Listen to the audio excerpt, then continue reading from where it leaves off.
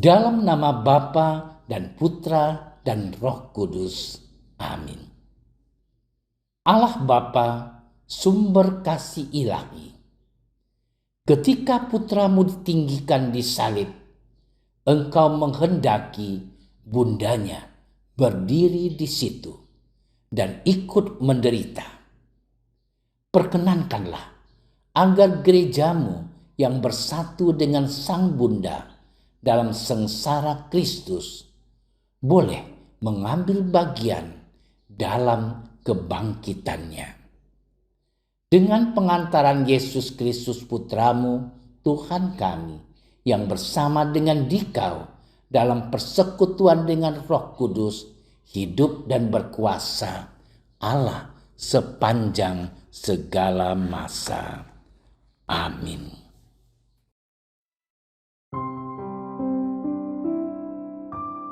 Ketika Maria dan Yusuf mempersembahkan anak Yesus di bait suci, mereka amat heran mendengar pernyataan Simeon tentang anak Yesus. Lalu Simeon memberkati mereka dan berkata kepada Maria, ibu anak itu, "Sesungguhnya anak ini ditentukan untuk menjatuhkan atau membangkitkan banyak orang Israel, dan untuk menjadi suatu tanda yang menimbulkan perbantahan. Dan suatu pedang akan menembus jiwamu sendiri, supaya menjadi nyata hati banyak orang." Demikianlah sabda Tuhan.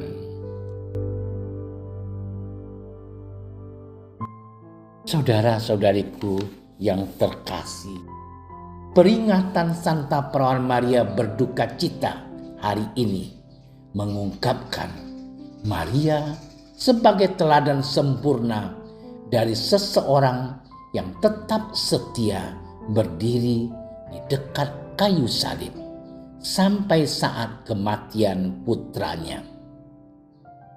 Tindakan kasih sedemikian mengungkapkan kemauan Maria untuk menanggung pencobaan macam apapun, kesulitan apapun, dan penderitaan sengsara yang bagaimanapun beratnya, agar dapat tetap bersama dengan Yesus, berdoa untuknya dan mendukung dia.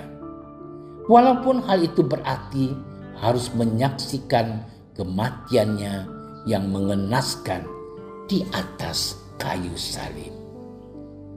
Saudara-saudariku yang dicintai oleh Tuhan, kita dapat merasakan betapa pedihnya hati Maria selagi dia menyaksikan segala ketidakadilan yang menimpa putranya, dan juga sekarang penderitaannya di atas kayu salib. Maria hanya dapat memandang putranya dengan kesedihan yang mendalam sambil berdoa kepada Allah. Maria dengan setia berada di dekat salib putranya itu, darah dagingnya sendiri. Sungguh dia sebagai seorang ibu yang sejati. Sebagaimana telah dinubuatkan oleh Simeon, hati Maria akan ditembus oleh sebilah pedang penderitaan. Akan tetapi fiat Maria yang tanpa syarat, dan karena fiatnya yang keluar dari kedalaman hatinya, Maria mampu untuk menerima semua penderitaan yang harus ditanggungnya. Maria berdiri tegak di bawah salib putranya sebagai seorang yang menjadi model bagi kita semua, dengan jawaban ianya kepada kehendak Allah secara berulang kali, baik pada saat-saat susah maupun pada saat-saat penuh kegembiraan. Di Bukit Kalvari, Maria menunjukkan kepada kita bagaimana kita juga harus dapat berdiri dengan setia di dekat salib Tuhan kita Yesus Kristus. Saudara-saudariku yang terkasih, jika kemarin dan hari ini kita merenungkan tentang derita dan wafat Yesus di salib, maka kita pun merenungkan tentang derita perawan Maria yang dialami bukan hanya di bawah salib putranya. Merenungkan kedua pribadi, putra dan ibunya ini, kita dibimbing oleh Santo Bernardus untuk merenungkan satu hal, yakni cinta kasih. Cinta kasih Yesus yang menggerakkannya untuk menderita dengan rela dan taat, supaya ia menjadi pokok keselamatan abadi bagi semua orang yang taat kepadanya. Ibrani bab 5 ayat 9. Cinta kasih perawan Maria yang menggerakkannya untuk ikut berduka cita bersama sang putra. Berduka cita karena cinta, sehingga ia menjadi martir yang berbahagia. Saudara-saudariku yang dikasihi oleh Tuhan, maka seorang ibu, simbol dari orang tua yang mau menderita demi sang anak karena cinta, pasti merasa bahagia di balik derita yang kasat mata. Semoga Santa Perawan Maria senantiasa menginspirasi banyak ibu, juga banyak bapak dalam keluarga untuk senantiasa memiliki kedekatan dengan anak-anaknya yang digerakkan oleh cinta kasih. Cinta kasih yang tidak pernah dirusakkan oleh seorang ibu atau oleh seorang bapak atau juga oleh seorang anak.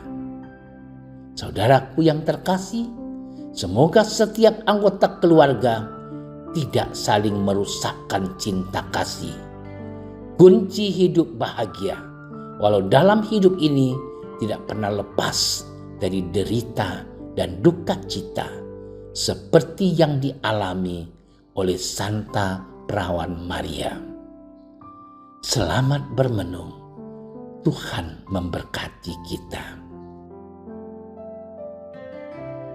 Tuhan Yesus, kami menyerahkan diri setiap situasi yang kami hadapi dalam kehidupan ini kepadamu. Dan melalui perantaran Bunda Maria, doakanlah kami agar kami tetap tabah serta setia seperti dirimu pada saat-saat teramat sulit dan dalam penderitaan hidup ini. Doa ini kami haturkan kepadamu, karena Engkaulah penyelamat sejati kami, kini dan sepanjang segala masa. Amin.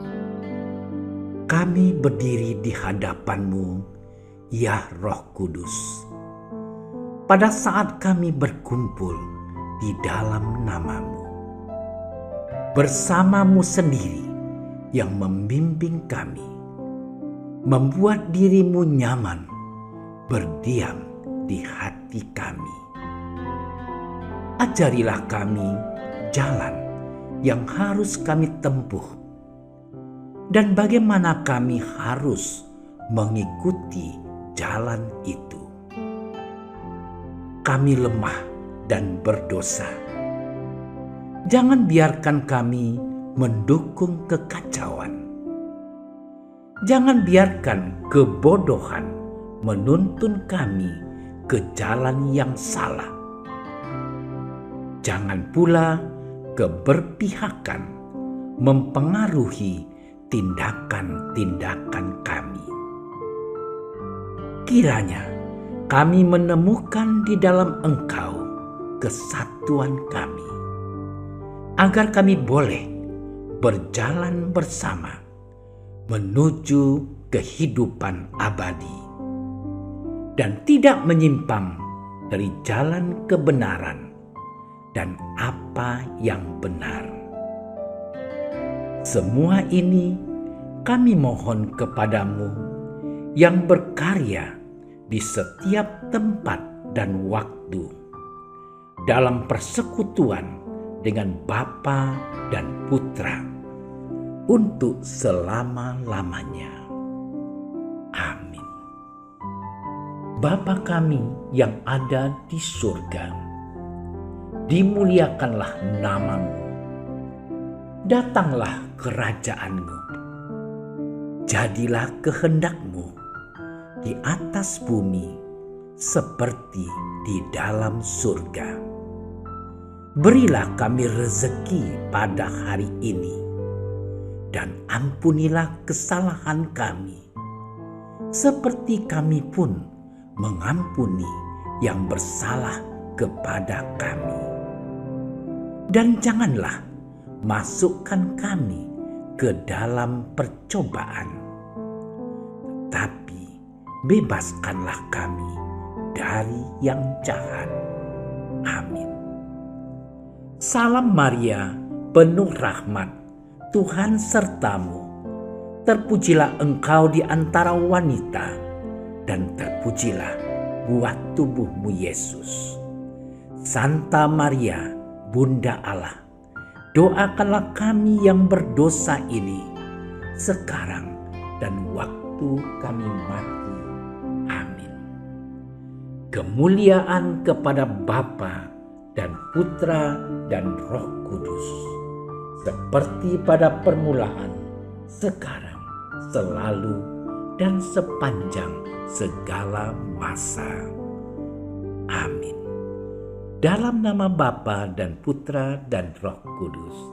Amin. Terima kasih sudah menyaksikan renungan hari ini.